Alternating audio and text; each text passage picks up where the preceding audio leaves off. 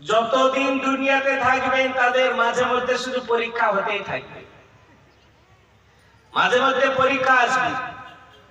আপনি পাক্কা সাচ্চা ইমানদার হবেন, আপনি মুসলমান বলে নিজেকে দাবি করবেন, আর আপনার ইমতিহান হবে না, আপনার পরীক্ষা হবে না, এটা আপনি ভাবলেন কি করে?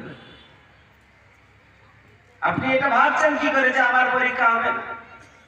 এই SIR এর চিন্তায় সর্বপ্রথমে যে একটা একটু ইশারা করে, এর চিন্তায় মানুষ কেউ কেউ খবরে শুনতে পাচ্ছি গলায় দড়ি দিয়ে দিচ্ছে, কেউ কেউ হার্ট অ্যাটাক করছে, কেউ কেউ বিষ পান করছে, বলছে না? আরে পাগলা কোথাকার, দুনিয়াতে কেউ সারা জীবন থাকবে? যে 70 বছর 80 বছর ধরে বাড়িতে আছে, এই দেশে আছে, সেও চিন্তা করছে তুমি আর কদিন বাঁচবে, তোমার বাঁচছে চিন্তা। যেটা তাকদীর আল্লাহ তাআলা উপর থেকে ফয়সালা করে দিয়েছেন, ওটা হবে কি হবে না বলেন?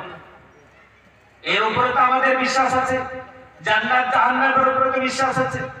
হ্যাঁ, দুনিয়াতে থাকতে গেলে সরকারি অনুযায়ী যে কাগজপত্র আছে সেগুলো আমাকে ঠিক রাখতে হবে। আলহামদুলিল্লাহ আমাদের সব ঠিকঠাকই আছে, শুধু একটু মেহনত করে পরিশ্রম করে খুঁজে বের করা। যেভাবে বলছে ওই রকম ভাবে একটু ফর্মগুলো ফিল আপ করে জমা করেন, দেখবেন যোগাযোগ করেন, কোন রকমের চিন্তা নাই, কোন রকমের টেনশন নাই। কিসের টেনশন? আমার বাপ দাদা দাদার দাদা সারা জীবন এখানে বসবাস করলো আর আমার টেনশন হলো না, একটু তো পেরেশানিতে পড়তে হবে। আজকে আমাদের ভোটার লিস্টের নাম নাই, ওই কারণে হার্ট অ্যাটাক করছে, গলায় দড়ি দিচ্ছে। আমি এটা কোনোদিন চিন্তা ভাবনা করেছি আমার ইমানদারের খাতায় নাম আছে কিনা?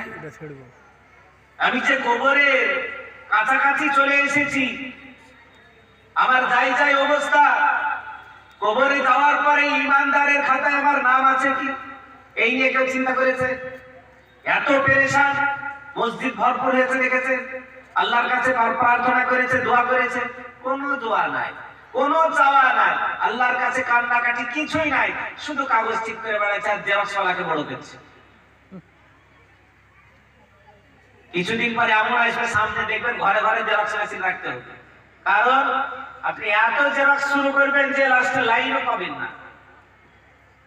তো মানুষ পেরেশান, এই নিয়ে কোনো চিন্তা নাই, কাগজপত্রগুলো সব ঠিক করেন, দেখবেন ইনশাআল্লাহ আমরা আমাদের বাপ দাদারা যেভাবে এখানে কাটিয়েছে, আমরাও ইনশাআল্লাহ কিয়ামত পর্যন্ত যতদিন আমরা বেঁচে থাকবো আমরাও এখানেই থাকবো, আমাদের সন্তান ছেলে মেয়েরাও এখানেই থাকবে, কেউ আমাদেরকে সরাতে পারবে না ইনশাআল্লাহ। দুনিয়াতে একটু পেরেশানির কারণে আমাদের চিন্তা শুরু হয়ে গেছে, কিন্তু আখিরাতের কোনো চিন্তা ভাবনা নাই। আখিরাতে আমার বাপ আমার দাদা বেঈমান হয়ে কবরে চলে গেল, কোনো পেরেশানি নাই। আরে দুনিয়ার জীবন তো ক্ষণিকের জীবন, দুনিয়ার জীবন ক্ষণিকের জীবন, কিছুদিনের জন্য।